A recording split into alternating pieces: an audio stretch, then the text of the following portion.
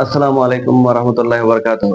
শিক্ষার্থী বন্ধুরা, তোমাদের সবাইকে ড্রিম প্যারাডাইস টিচিং এর পক্ষ থেকে আন্তরিক অভিনন্দন ও শুভেচ্ছা জানাচ্ছি। আজকে আমি আলোচনা করছি তোমাদের পাঠ্য বই গণিতের অনুশীলনী 4.2 এর কিছু গুরুত্বপূর্ণ অঙ্ক নিয়ে। অনুশীলনী 4.2 এর উপর আজকের ক্লাসটি আমার দ্বিতীয় ক্লাস, অর্থাৎ আমি তোমাদের বইয়ের অনুশীলনীগুলোকে বেশ কয়েকটা পার্টে বিভক্ত করে অঙ্কগুলোর সমাধান করে দিই, যাতে শিক্ষার্থীরা খুব সহজে আমার ক্লাসগুলো বুঝতে পারে। এখানে এর আগে আমি প্রথম অংশটা তোমাদেরকে করিয়ে দিয়েছি, এটা আমার প্লে লিস্টে দেওয়া আছে তোমাদের সুবিধার্থে তোমরা দেখার জন্য। আমি আমার ডেসক্রিপশন বক্সে লিংক দিয়ে রাখলাম, তোমাদের যদি প্রয়োজন হয় তোমরা ওইখান থেকে আমার ক্লাসটা দেখে আসতে পারো।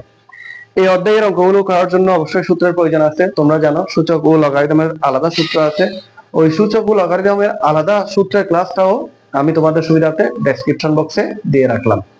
তোমরা আমার এই চ্যানেলে আরো পাবে 2023, 2024 এবং 2025 সালে এসএসসি পরীক্ষায় এসেছে বিভিন্ন বোর্ডে সেরকম কিছু অঙ্ক, যেটা আমি আগে থেকেই আপলোড দিয়ে রেখেছি, সেটা আমার চ্যানেলের প্লেলিস্টে দেয়া আছে। এখন আমি তোমাদের সাথে আজকে আলোচনা করব 3 নাম্বার অঙ্কের খ নাম্বারটা। এটা গুরুত্বপূর্ণ একটা অঙ্ক, যেখানে লেখা আছে 10 ভিত্তিক লব 50/147। এই 10টা উল্লেখ না করলেও হয়, লগ 50/147 ইকুয়াল টু এই ডান পক্ষটা প্রমাণ করতে হবে, অর্থাৎ বাম পক্ষ ধরে ডান পক্ষটা প্রমাণ করতে হবে। অনেক সময় পরীক্ষায় ডান পক্ষ থেকে বাম পক্ষ প্রমাণ করতে বলবে, তুমি যদি অঙ্কগুলা করতে পারো, বুঝো, তাহলে তোমাকে যেভাবে করতে বলুক না কেন তুমি সেভাবে সমাধান করে আসতে পারবে। যাক, আমি এখন শুরু করছি 3 নম্বরের খ নাম্বারটা নিয়ে। লেফট হ্যান্ড সাইড, বাম পক্ষটা এখানে তুলে ধরলাম। এখন বাম পক্ষ থেকে ডান পক্ষটা প্রমাণ করতে হবে। দেখো এখানে 50 মানে হলো যে 2 ইন্টু 5 স্কয়ার, কেননা 5 স্কয়ারে হয় 25, 25 দুগুণে 50। ঠিক একইভাবে 147 কেও ভাঙতে হবে। সেটা ভাঙার আরেকটা সহজ পদ্ধতি আছে, সেটা হলো এটা। 3 দিয়ে যদি 147 কে ভাঙি, 4 এ 12, এদিকে 9, আর 7 দিয়ে 49 কে ভাগ করলে 7 বার, অর্থাৎ 3 ইন্টু 7 ইন্টু 7। তো 3 ইন্টু বসালাম, 7 ইন্টু 7 মানে হলো 7 স্কয়ার, 7 স্কয়ার। এখন উপরের সাথে নিচের সম্পর্ক হলো ভাগের, ভাগের বেলায় বিয়োগ হয়, তাহলে সেই ক্ষেত্রে লিখতে পারি log 2 into 5 square minus log 3 into 7 square. Log লিখলাম, গুণের বেলায় আমরা জানি লগের ক্ষেত্রে গুণের বেলায় যোগ হয়, তাহলে লগ 2 প্লাস লগ 5 স্কয়ার। যেমন এখানে যেহেতু ইনটু আছে, গুণের বেলায় যোগ হয়, লগ 2 প্লাস লগ 5 স্কয়ার। ঠিক একইভাবে মাইনাস লগ 3, গুণের বেলায় যোগ দিব লগ 7 স্কয়ার। তবে এখানে একটা সমস্যা আছে, সমস্যাটা হলো যে যেহেতু আগে সাইন মাইনাস আছে, সেজন্য আমাকে এখানে অবশ্যই ব্র্যাকেট ইউজ করতে হবে, অবশ্যই ব্র্যাকেট ইউজ করতে হবে। ইকুয়াল log 2 প্লাস 2, এটা সূত্র অনুযায়ী আগে চলে আসবে, তাহলে হয় 2 log 5 মাইনাস log 3 প্লাস মাইনাসে মাইনাস, যেহেতু আগের সাইন মাইনাস আছে ব্র্যাকেটের আগের সাইন, সেজন্য ব্র্যাকেটের ভিতর যে সাইনগুলো থাকবে সেগুলো পরিবর্তন হয়ে যাবে। আবার 2 এটা আগে নিয়ে লিখবো 2 log 7।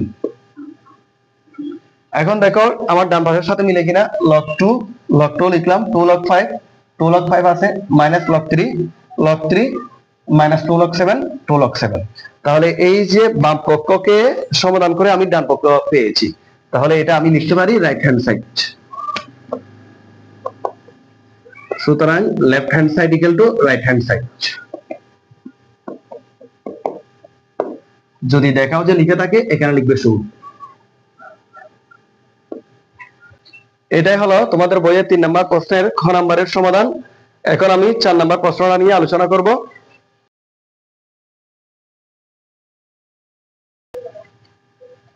7 log 10/9 minus 2 log 25/24 plus 3 log 81/80। এটা হলো তোমাদের বইয়ের 4 নম্বরের খ নাম্বার প্রশ্ন। একটু মনোযোগ সহকারে দেখবে। এখানে যেটা 7 আগে দিয়ে আছে সেটা সূত্র অনুযায়ী পাওয়ার হয়ে যাবে।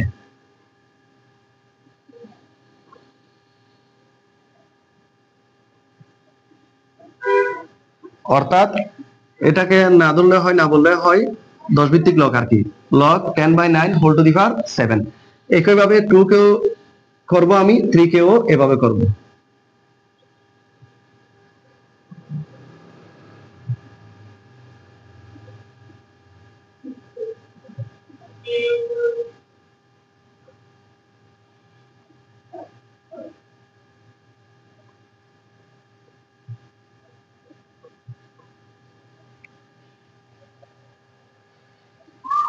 এখন যে 10 মানে কত, 5 দুগুণে 10, 2 into 5, আর 9 মানে হলো 3 square whole to the power 7। এগুলো তো আমরা জানি, তাই না? মাইনাস লগ লিখলাম 25, 5 স্কয়ার হলো 25, 5 স্কয়ারে 25, 24 কে ভাঙো, 2 দুগুণে 4, 4 দুগুণে 8, 3 আড়া 24, অর্থাৎ 2 এর ব্যবহার হলো 3টা। তার মানে আমি লিখতে পারি 2 কিউব, 2 কিউব ইনটু 3, 2 কিউব হয় 8, 3 আড়া 24 হোল স্কয়ার।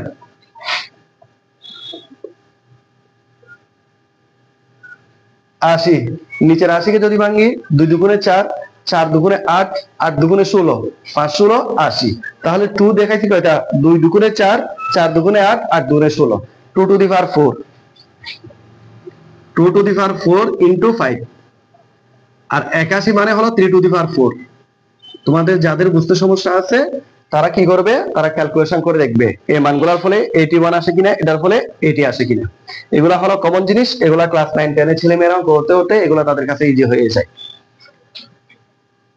ইকুয়াল লগ লিখলাম 7 পাওয়ার, এটা এখন 2 এর উপরে পড়লে 2 টু দি পাওয়ার 7 ইনটু 5 এর উপর পড়লে হয় 5 টু দি পাওয়ার 7, 7 দুগুণে 14,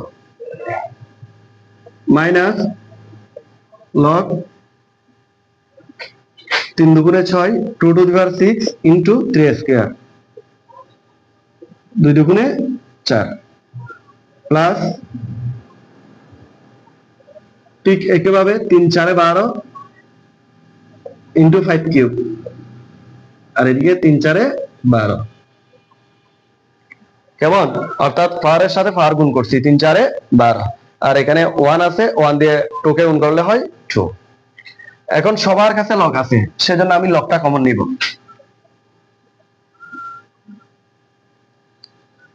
এখানে লগ যদি কমন নিই কি থাকে, 2 to the power 7 into 5 to the power 7।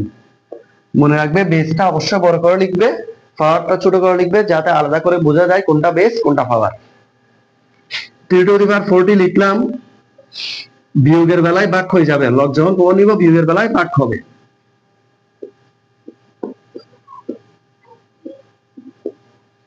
যোগের বেলায় গুণ হবে।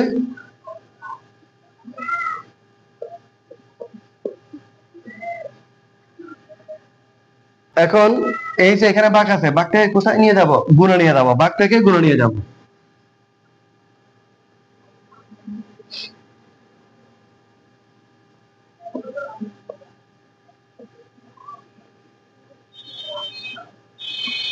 হরেরটা লব, লবেরটা হর,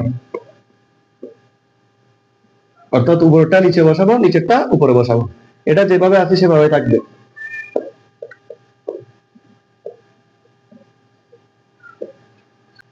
ইকুয়াল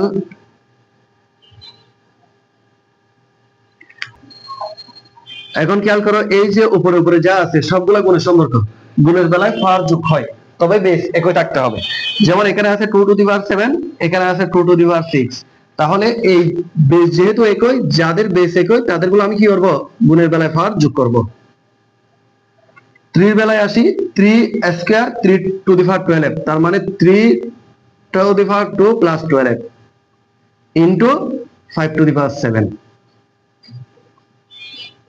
ঠিক একইভাবে 2 কে আগে ধরবো, 2 এর সাথে নিচে আর কিছুই নাই, সেজন্য এদিকে 2 টু দি পাওয়ার 12 বসালাম ইনটু 3 টু দি পাওয়ার 14 বসালাম ইন্টু 5⁻7 বসালাম ইকুয়াল লগ। এখন দেখো এই যে এটার সাথে এটার ভাগের সম্পর্ক, ভাগের বেলায় পাওয়ার বিয়োগ হয় যদি বেস একই থাকে, তাহলে সেই ক্ষেত্রে লিখতে হবে 2⁻, সাথে আর 6 যোগ করলে 13 মাইনাস 12 ইন্টু 3⁻, 2 আর 12 যোগ করলে 14 মাইনাস 14, যেহেতু ভাগের বেলায় পাওয়ার বিয়োগ হয়, ইন্টু 5⁻7 মাইনাস 7।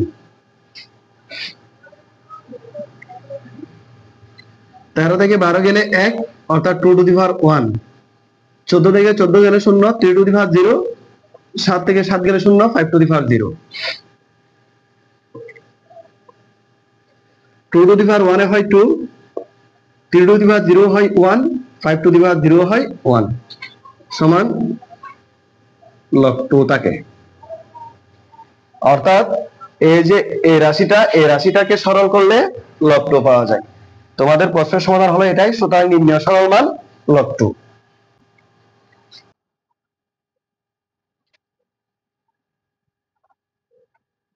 এখন তোমাদের সাথে গ নাম্বার প্রশ্নটা নিয়ে আলোচনা করব। গ নাম্বার দেখাটা বসালাম আমি। এখন আগের মতোই এখানে যেটা করব সেটা হলো সবার কাছ থেকে আমি লব কমন নিতে পারি। এখানে পদ 4টা, 1 2 3 4। এই 4টার মধ্যে থেকে 3টা, প্রথম দ্বিতীয় ও তৃতীয়, এই 3টা পদ থেকে আমি লবটা কমন নিব, ই ভিত্তিক লব। তাহলে ই ভিত্তিক লব যদি কমন নিই, এখানে থাকে নিচে সি কিউব, উপরে থাকে এ কিউব বি কিউব, প্লাসের বেলায় কি বসবে গুণ। এখানে বি কিউব সি কিউব আছে, নিচে হলো ডি কিউব, প্লাসের বেলায় কি হবে গুণ হবে। এখানেও সি কিউব ডি কিউব, নিচে হলো এ কিউব, যেহেতু আমি লবটা কমন নিয়েছি। মাইনাস লবকে লিখলাম। এই যে এখানে একটা জিনিস খেয়াল করো, এখানে বি স্কয়ার সি আছে, 3 আগে আছে, 3টা কোথায় যাবে পাওয়ারে, B square C whole cube equal ই ভিত্তিক লব লিখলাম। এখান থেকে চাইলে তুমি কাটাকাটি করতে পারো, অথবা এই বেস একই ধরে পাওয়ার গুলো যোগ বিয়োগ এভাবে করা যায়। সি কিউব মনে করো উপরে নিচে কেটে দিলাম, এই ডি কিউব ভাগ করছি আর কি, এ কিউব।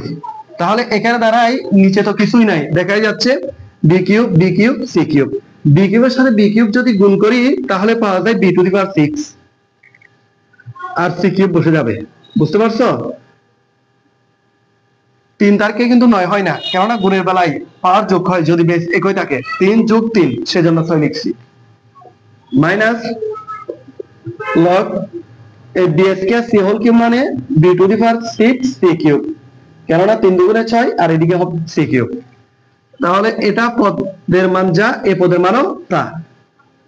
কোন সংখ্যা থেকে তার সমান সংখ্যার মান বাদ গেলে আর তাকে 0, অর্থাৎ সমান সংখ্যা, একই সংখ্যা থেকে একই সংখ্যা বাদ দিছি, মান 0 আসবে। তো তুমি এখানে লিখে দিতে পারো, সুতরাং নির্ণয় সরল মান 0। এটাই হবে তোমাদের 4 নম্বরের গ এর সমাধান। আজকে এই 3টা অঙ্ক নিয়ে আলোচনা করলাম। আশা করছি তোমরা এই অঙ্কগুলো বুঝেছো, এবং সাথে সাথে অঙ্কগুলো তোমরা নিজেরাও চর্চা করবে। এর বাইরে আমি যে অঙ্কগুলো করে দিই নাই, তোমরা বাসায় যদি চর্চা করো, ইনশাআল্লাহ তোমরা নিজেরাই এগুলো সমাধান করতে পারবে। আগামী কোন ক্লাসে দেখা হবে, ততদিন পর্যন্ত ভালো থাকো, সুস্থ থাকো, আল্লাহ হাফেজ।